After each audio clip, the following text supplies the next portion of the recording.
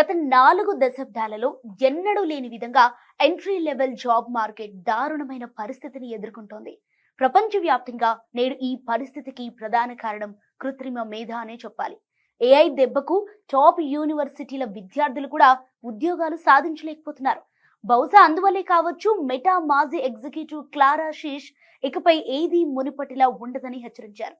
అయితే దీనిని అధిగమించాలంటే యువత ఉద్యోగవేటలు సరికొత్త ఏఐ సాధనాలను ఆశ్రయించాలంటారేమో.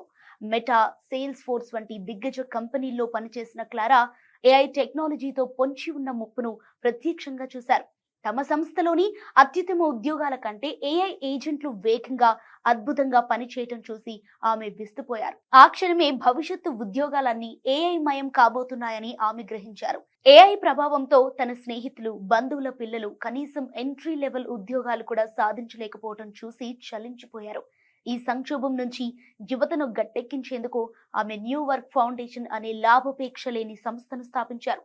ప్రజెంట్ వస్తున్న ఈ సాంకేతికతను చూసి భయపడటం కంటే దానిని ఆయుధంగా మలుచుకోవటమే ఏకైక మార్గమని క్లారా స్పష్టం చేస్తున్నారు.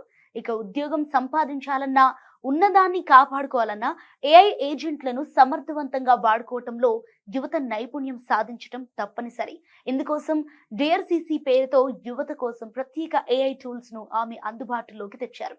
ఇందులో ఫీల్డ్ రిపోర్ట్ అనే టూల్ విద్యార్థులు ఎంచుకున్న కెరీర్ లో ఉన్న ప్రెజెంట్ అవకాశాలు, అలాగే ఏఐ వల్ల ఆ రంగంలో పొంచి ఉన్న ఆటోమేషన్ ముప్పును విశ్లేషించి చెబుతుంది. అయితే ఉద్యోగ అన్వేషణను మరింత సులభతరం చేసేందుకు జాబ్ క్లా అనే మరో అద్భుతమైన టూల్ ని కూడా ఈ ఫౌండేషన్ పరిచయం చేసింది.